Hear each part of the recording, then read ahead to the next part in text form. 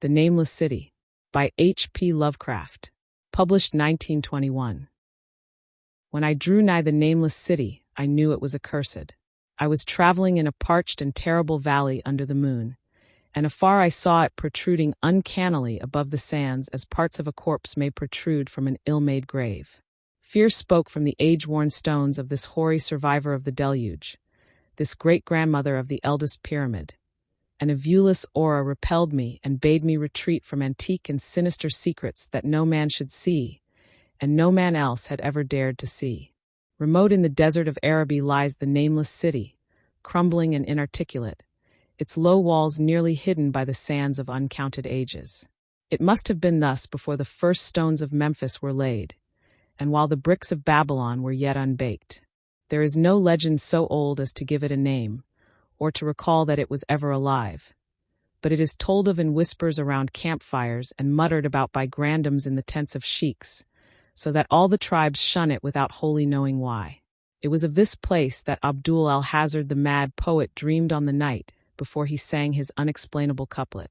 That is not dead which can eternal lie, and with strange eons even death may die.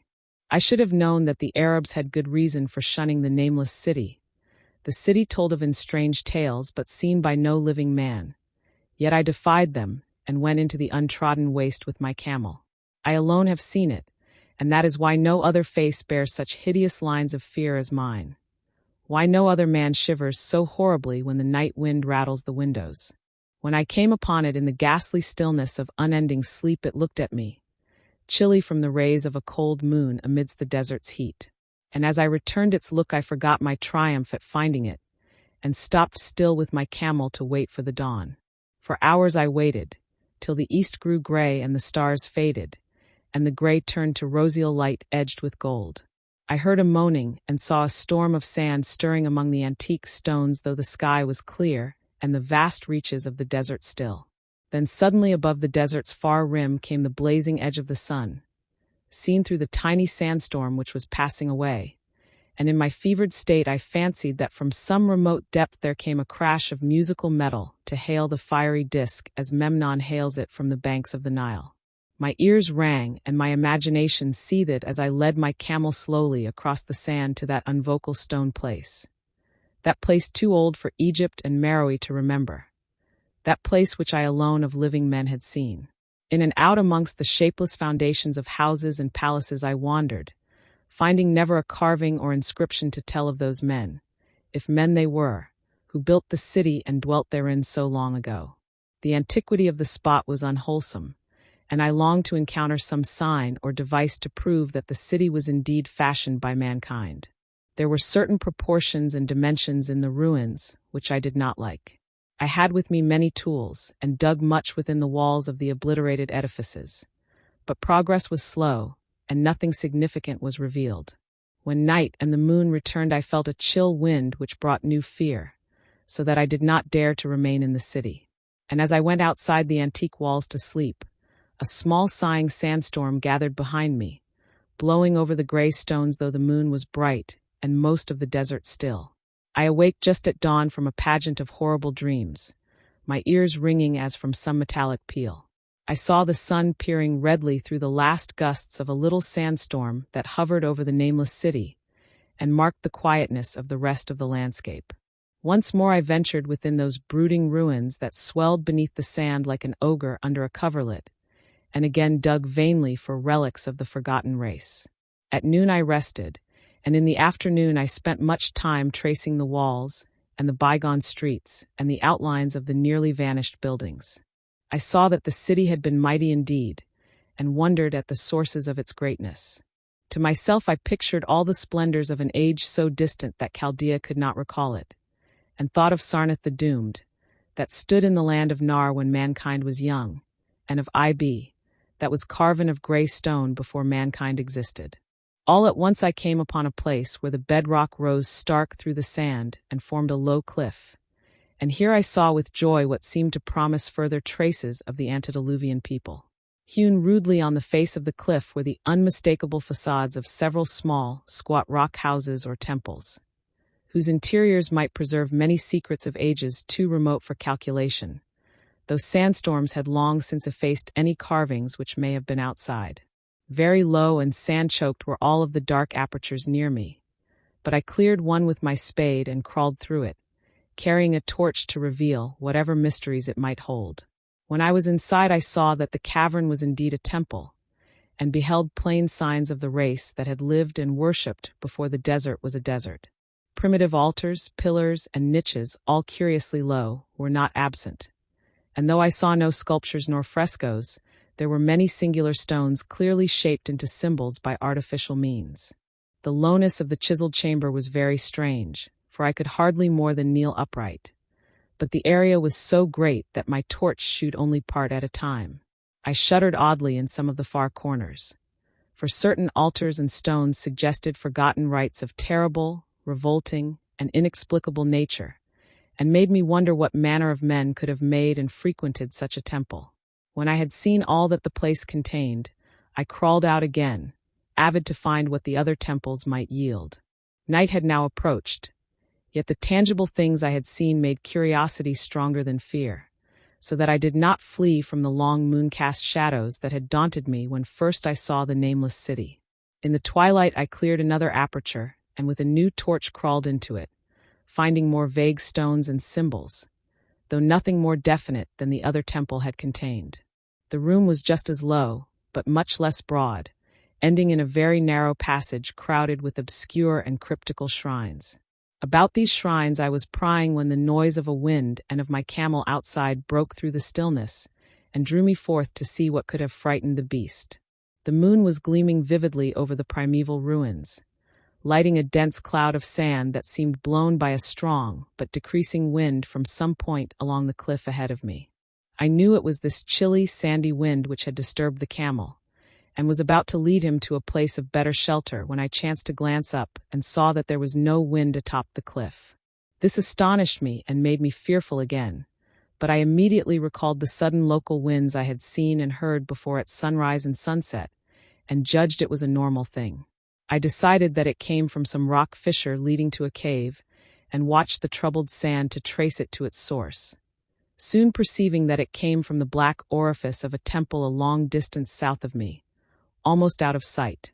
Against the choking sand cloud I plodded toward this temple, which as I neared it loomed larger than the rest, and shewed a doorway far less clogged with caked sand. I would have entered had not the terrific force of the icy wind almost quenched my torch. It poured madly out of the dark door, sighing uncannily as it ruffled the sand and spread about the weird ruins. Soon it grew fainter, and the sand grew more and more still, till finally all was at rest again. But a presence seemed stalking among the spectral stones of the city, and when I glanced at the moon it seemed to quiver as though mirrored in unquiet waters. I was more afraid than I could explain, but not enough to dull my thirst for wonder. So as soon as the wind was quite gone I crossed into the dark chamber from which it had come. This temple, as I had fancied from the outside, was larger than either of those I had visited before, and was presumably a natural cavern, since it bore winds from some region beyond. Here I could stand quite upright, but saw that the stones and altars were as low as those in the other temples. On the walls and roof I beheld for the first time some traces of the pictorial art of the ancient race, curious curling streaks of paint that had almost faded or crumbled away. And on two of the altars I saw with rising excitement a maze of well-fashioned curvilinear carvings. As I held my torch aloft it seemed to me that the shape of the roof was too regular to be natural, and I wondered what the prehistoric cutters of stone had first worked upon. Their engineering skill must have been vast. Then a brighter flare of the fantastic flame shewed me that for which I had been seeking, the opening to those remoter abysses whence the sudden wind had blown. And I grew faint when I saw that it was a small and plainly artificial door chiseled in the solid rock. I thrust my torch within, beholding a black tunnel with the roof arching low over a rough flight of very small, numerous, and steeply descending steps. I shall always see those steps in my dreams, for I came to learn what they meant. At the time I hardly knew whether to call them steps or mere footholds in a precipitous descent. My mind was whirling with mad thoughts, and the words and warnings of Arab prophets seemed to float across the desert from the lands that men know to the nameless city that men dare not know. Yet I hesitated only a moment before advancing through the portal and commencing to climb cautiously down the steep passage, feet first, as though on a ladder. It is only in the terrible phantasms of drugs or delirium that any other man can have had such a descent as mine. The narrow passage led infinitely down like some hideous haunted well, and the torch I held above my head could not light the unknown depths toward which I was crawling. I lost track of the hours and forgot to consult my watch, though I was frightened when I thought of the distance I must be traversing. There were changes of direction and of steepness, and once I came to a long, low, level passage where I had to wriggle feet first along the rocky floor, holding my torch at arm's length beyond my head. The place was not high enough for kneeling. After that were more of the steep steps, and I was still scrambling down interminably when my failing torch died out. I do not think I noticed it at the time, for when I did notice it I was still holding it high above me, as if it were ablaze. I was quite unbalanced with that instinct for the strange and the unknown which has made me a wanderer upon earth and a haunter of far, ancient, and forbidden places. In the darkness there flashed before my mind fragments of my cherished treasury of demoniac lore, sentences from Alhazard the Mad Arab, paragraphs from the apocryphal nightmares of Damascus, and infamous lines from the delirious image du monde of Gautier de Metz. I repeated queer extracts and muttered of Afrasiab and the demons that floated with him down the Oxus, later chanting over and over again a phrase from one of Lord Dunsany's tales, the unreverberate blackness of the abyss. Once when the descent grew amazingly steep, I recited something in sing-song from Thomas Moore until I feared to recite more. A reservoir of darkness black, as witches' cauldrons are, when filled, with moon drugs and Tait's eclipse distilled, leaning to look if foot might pass.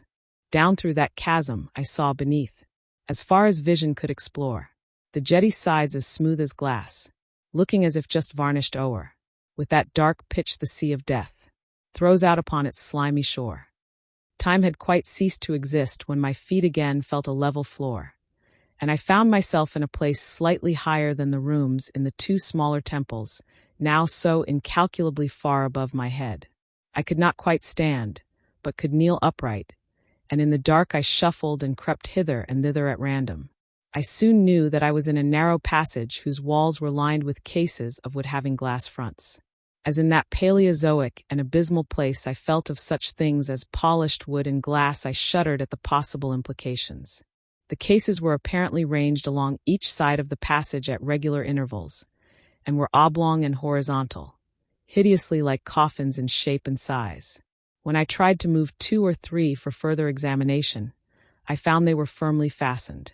I saw that the passage was a long one, so floundered ahead rapidly in a creeping run that would have seemed horrible had any eye watched me in the blackness, crossing from side to side occasionally to feel of my surroundings and be sure the walls and rows of cases still stretched on.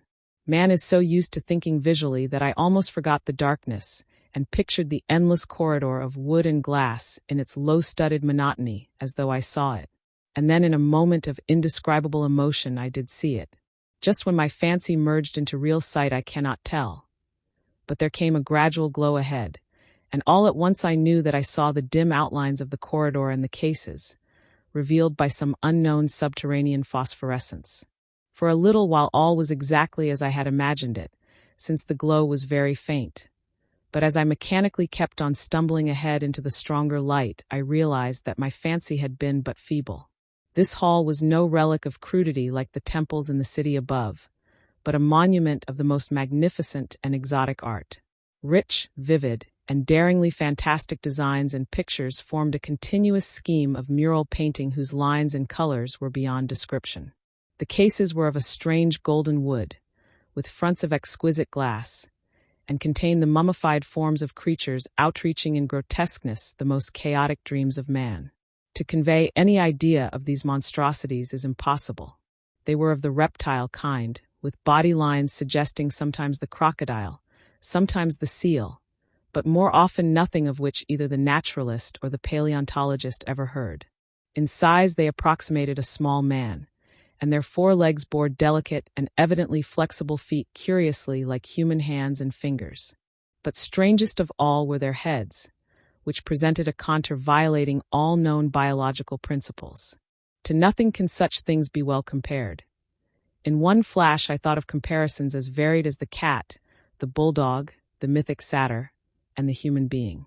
Not Jove himself had so colossal and protuberant a forehead, yet the horns and the noselessness and the alligator-like jaw placed the things outside all established categories. I debated for a time on the reality of the mummies, half suspecting they were artificial idols, but soon decided they were indeed some Paleogean species which had lived when the Nameless City was alive. To crown their grotesqueness, most of them were gorgeously enrobed in the costliest of fabrics and lavishly laden with ornaments of gold, jewels, and unknown shining metals. The importance of these crawling creatures must have been vast, for they held first place among the wild designs on the frescoed walls and ceiling. With matchless skill had the artist drawn them in a world of their own, wherein they had cities and gardens fashioned to suit their dimensions. And I could not but think that their pictured history was allegorical, perhaps shewing the progress of the race that worshipped them. These creatures, I said to myself, were to the men of the Nameless City what the she-wolf was to Rome, or some totem beast is to a tribe of Indians. Holding this view, I thought I could trace roughly a wonderful epic of the Nameless City, the tale of a mighty seacoast metropolis that ruled the world before Africa rose out of the waves, and of its struggles as the sea shrank away, and the desert crept into the fertile valley that held it. I saw its wars and triumphs, its troubles and defeats, and afterward its terrible fight against the desert when thousands of its people, here represented in allegory by the grotesque reptiles, were driven to chisel their way down through the rocks in some marvelous manner to another world whereof their prophets had told them. It was all vividly weird and realistic, and its connection with the awesome descent I had made was unmistakable. I even recognized the passages. As I crept along the corridor toward the brighter light, I saw later stages of the painted epic, the leave-taking of the race that had dwelt in the Nameless City and the valley around for 10 million years. The race whose souls shrank from quitting scenes their bodies had known so long, where they had settled as nomads in the earth's youth, hewing in the virgin rock those primal shrines at which they never ceased to worship. Now that the light was better, I studied the pictures more closely, and, remembering that the strange reptiles must represent the unknown men, pondered upon the customs of the Nameless City. Many things were peculiar and inexplicable. The civilization, which included a written alphabet, had seemingly risen to a higher order than those immeasurably later civilizations of Egypt and Chaldea, yet there were curious omissions. I could, for example, find no pictures to represent deaths or funeral customs, save such as were related to wars, violence, and plagues, and I wondered at the reticence shown concerning natural death. It was as though an ideal of earthly immortality had been fostered as a cheering illusion. Still nearer the end of the passage were painted scenes of the utmost picturesqueness and extravagance, contrasted views of the Nameless City in its desertion and growing ruin, and of the strange new realm or paradise to which the race had hewed its way through the stone. In these views the city and the desert valley were shown always by moonlight, a golden nimbus hovering over the fallen walls and half revealing the splendid perfection of former times, shown spectrally and elusively by the artist. The paradisal scenes were almost too extravagant to be believed, portraying a hidden world of eternal day filled with glorious cities and ethereal hills and valleys. At the very last I thought I saw signs of an artistic anticlimax. The paintings were less skillful and much more bizarre than even the wildest of the earlier scenes. They seemed to record a slow decadence of the ancient stock, coupled with a growing ferocity toward the outside world from which it was driven by the desert. The forms of the people, always represented by the sacred reptiles, appeared to be gradually wasting away, though their spirit as shown hovering about the ruins by moonlight gained in proportion. Emaciated priests, displayed as reptiles in ornate robes, cursed the upper air and all who breathed it. And one terrible final scene shewed a primitive-looking man, perhaps a pioneer of ancient Iram, the city of pillars, torn to pieces by members of the elder race. I remembered how the Arabs fear the Nameless City, and was glad that beyond this place the grey walls and ceiling were bare. As I viewed the pageant of mural history, I had approached very closely the end of the low-ceiled hall, and was aware of a great gate through which came all of the illuminating phosphorescence. Creeping up to it, I cried aloud in transcendent amazement at what lay beyond. For instead of other and brighter chambers, there was only an illimitable void of uniform radiance, such as one might fancy when gazing down from the peak of Mount Everest upon a sea of sunlit mist. Behind me was a passage so cramped that I could not stand upright in it. Before me was an infinity of subterranean effulgence. Reaching down from the passage into the abyss was the head of a steep flight of steps. Small, numerous steps like those of the black passages I had traversed, but after a few feet the glowing vapors concealed everything. Swung back open against the left-hand wall of the passage was a massive door of brass, incredibly thick and decorated with fantastic bas-reliefs, which could have closed shut the whole inner world of light away from the vaults and passages of rock. I looked at the steps, and for the nonce dared not try them. I touched the open brass door, and could not move it. Then I sank prone to the stone floor, my mind aflame with prodigious reflections which not even a death-like exhaustion could banish. As I lay still with closed eyes, free to ponder, many things I had lightly noted in the frescoes came back to me with new and terrible significance. Scenes representing the Nameless City in its heyday, the vegetation of the valley around it, and the distant lands with which its merchants traded. The allegory of the crawling creatures puzzled me by its universal prominence, and I wondered that it should be so closely followed in a pictured history of such importance. In the frescoes, the Nameless City had been shown in proportions fitted to the reptiles. I wondered what its real proportions and magnificence had been, and reflected a moment on certain oddities I had noticed in the ruins. I thought curiously of the lowness of the primal temples and of the underground corridor, which were doubtless hewn thus out of deference to the reptile deities there honored, though it perforce reduced the worshippers to crawling. Perhaps the very rites had involved a crawling in imitation of the creatures. No religious theory, however, could easily explain why the level passage in that awesome descent should be as low as the temples, or lower, since one could not even kneel in it. As I thought of the crawling creatures, whose hideous mummified forms were so close to me, I felt a new throb of fear. Mental associations are curious, and I shrank from the idea that except for the poor primitive man torn to pieces in the last painting, mine was the only human form amidst the many relics and symbols of primordial life. But as always in my strange and roving existence, wonder soon drove out fear. For the luminous abyss and what it might contain presented a problem worthy of the greatest explorer. That a weird world of mystery lay far down that flight of peculiarly small steps I could not doubt, and I hoped to find there those human memorials which the painted corridor had failed to give. The frescoes had pictured unbelievable cities, hills, and valleys in this lower realm, and my fancy dwelt on the rich and colossal ruins that awaited me. My fears, indeed, concerned the past rather than the future. Not even the physical horror of my position in that cramped corridor of dead reptiles and antediluvian frescoes, miles below the world I knew and faced by another world of eerie light and mist, could match the lethal dread I felt at the abysmal antiquity of the scene and its soul. An ancientness so vast that measurement is feeble seemed to leer down from the primal stones and rock-hewn temples in the Nameless City, while the very latest of the astounding maps in the frescoes shewed oceans and continents that man has forgotten, with only here and there some vaguely familiar outline.